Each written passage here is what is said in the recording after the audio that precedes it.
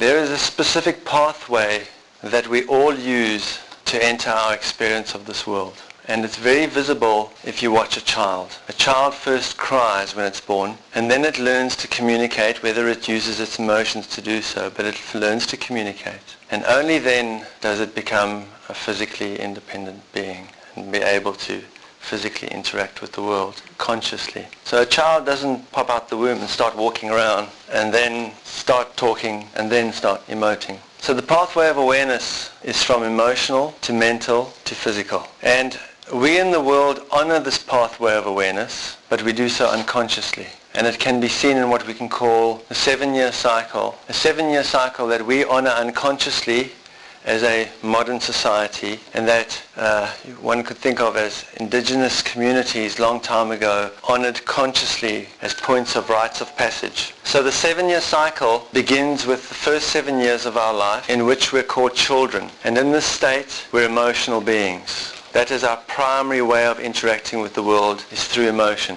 And then at around the age of 7 years old, we go to school, and our focus becomes a mental focus, where primarily we're learning how to read, write, speak properly, the mental communication tools of the world. And then around another 7 years passes, and at around 14 years old, before we started drinking all the hormones in the milk, now it's about 12 or 11 years old. But around 14 years old, we would go through what was called puberty, in which there'd be the sudden physical activation in our being. And we become suddenly physically aware of the world and start thinking about a girl that we like or a boy that we like, physical things we like to do, and start thinking about what the physical activities we are going to do in the world when we grow up. And that 7-year cycle goes on until we're 21, and then we have our 21st birthday because we've now arrived. So there again we see a pathway moving from emotional to mental to physical. Now, a while back in indigenous communities, they would punctuate those points by rites of passage. At around 7 years old, there would be a rite of passage for a little child to start becoming a boy and a girl. And some communities would give a name at the birth of the child and then give a name at 7 years old, a different name, because they would know that around 7 there was a change happening.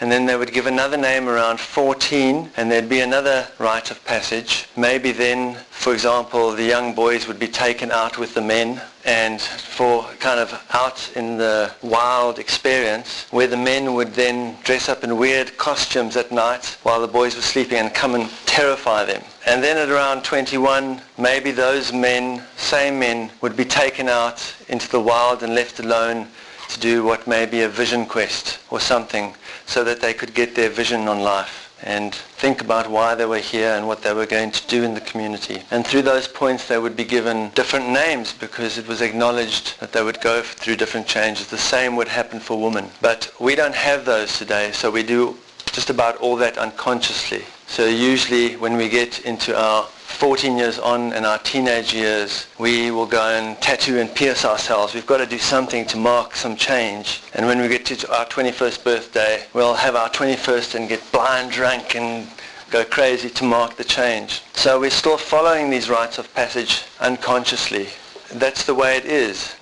Awareness moves, our consciousness moves, and if we choose not to be conscious about what's happening, what's going to happen is going to happen, but just unconsciously. Another example of that is we were walking through a desert in Arizona, and we came across this area in the middle of nowhere, and there was just broken glass and graffiti on the rocks. And the friend who I was walking with said, must be a sacred place. I said, what do you mean? He said, no, it must be sacred. The people get here, they can feel the energy is sacred, they don't know what to do, so they just get drunk and break beer bottles. They're trying to acknowledge that this means something, because no one gave them the rites of passage. So the pathway of awareness actually begins for us in the womb, and it begins at what we can call a vibrational level. Around about 2 months into the pregnancy, when the vehicle has been prepared to a certain extent, our awareness, or we can call it our consciousness, enters that vehicle. and we begin a 7-month experience in which while we are in the womb, we are vibrationally imprinted through the experience of our mother. And this vibrational imprinting takes place according to our mother's heartbeat, the way our mother is breathing, the way our mother is moving, the way our mother is speaking. All of these imprint us. So whatever our mother is going through will be reflected in her body and will be imprinted on us vibrationally. Then, in the first 7 years of our life, we begin what we can think of as emotional imprinting. And imprinting is the same as tattooing.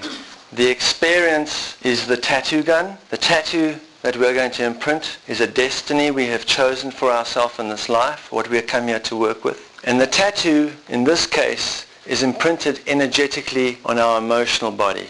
Whatever experiences we have in the first 7 years of our life create an energy pattern within us. So, for example, all we really want in the first 7 years of our life is to be loved. That's really all that matters. If we really get that, everything else is fine. So we're open to that. And whatever experience that we receive in being open to love will then become our definition of love. It doesn't matter whether that love is actually love or whether it's abuse. And the experience of the first 7 years of our life leaves a pattern, or you could say a charge or a resonance or a tattoo in the emotional body that we equate with, say, what love is. So what we'll do when we enter our adult years or start having loving relationships in the world, we may, for example, believe that love is wine and roses as an adult. And so we may enter a loving relationship with wine and roses.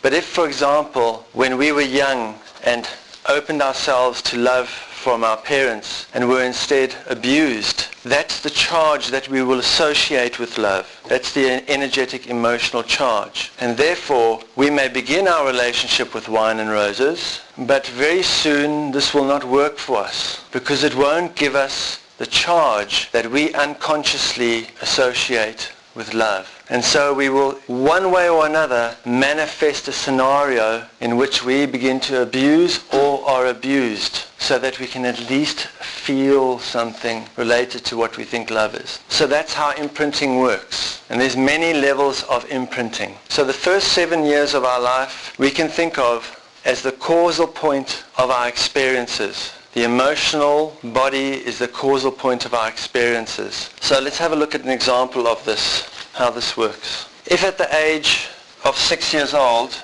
my parents separate and I experience abandonment. And abandonment, aside from becoming my unconditional definition of love, will be imprinted into my emotional body as a pattern. What will happen is that about 7 years later, that pattern will repeat. But now it will repeat because I've now entered the mental part of my experience. It will now repeat again a completely different circumstance. For example, at the age of 13, my best friend may suddenly leave the neighborhood and I will feel abandoned. Now it's a completely different physical circumstance. This time, when I was 6 years old, it would have been an emotional experience for me that I wouldn't have actually been able to conceptualize or put a name to because I hadn't developed those concepts yet. But now, at the age of 13, when I have that experience, it won't so much be an experience that's emotionally in my awareness. Because I'm in the mental place of learning language and words and concepts, what I'll do is I'll interact with that experience by telling myself something about myself and about my world because of that experience that I've had. So it'll be a more mental experience in which I will develop belief systems. Then another 7 years will pass, and that same, because it's an energy pattern that's been imprinted in my emotional body that is now going to repeat every 7 years, at around the age of 20, I may find that I'm engaged to marry someone that I really love. And the day before the wedding, she splits. And now it's no longer an emotional experience, although I'm having one. It's no longer a mental concept going through my head, although it's going to confirm my belief systems that I've developed when I was 13. But now it's going to be really a physical circumstance. How could she leave me on the day of my wedding? It's all about what's physically happening and the circumstances happening to me. It's identically the same experience, repeating. I'm just interacting with it physically now. I'm not even identifying it as the emotional event that happened when I was 6. So by the time we enter adulthood, our attention is transfixed on the physical world to the point that we actually believe that the physical circumstances we are having and the physical world we are in is the causal point of our experiences. And the way we behave and the way the world teaches us to behave and the example set for us is like this. If I'm holding a pen in my hand and I throw it over there, the world tells me that if I want to change the way that I'm throwing that pen, I must come over here and move it around. In other words, if I don't like my job, then I must get another job. If I don't like my relationship, I must get another partner. But we all know that the very thing that caused me to not like my job, even if I move to the other side of the planet and get a job in an occupation I have never done before, amongst people I have never met, within 3 months, the very situation that drove me from the last job will surface into my awareness and I won't like my job again. And the reason for that is we cannot change anything by fiddling with an effect. It's called ineffectual behavior. Where I'm holding the pen in my hand is the emotional body. As the pen flies through the air is the mental body, and where it lies on the floor is the physical body. These are my physical circumstances. These are the thoughts and belief systems, and this is the emotional pattern that I'm carrying from childhood. So in this world, as we are right now, the quality of our experience, which is the most important aspect to us, is the emotional content of our experience. And that is something we can change.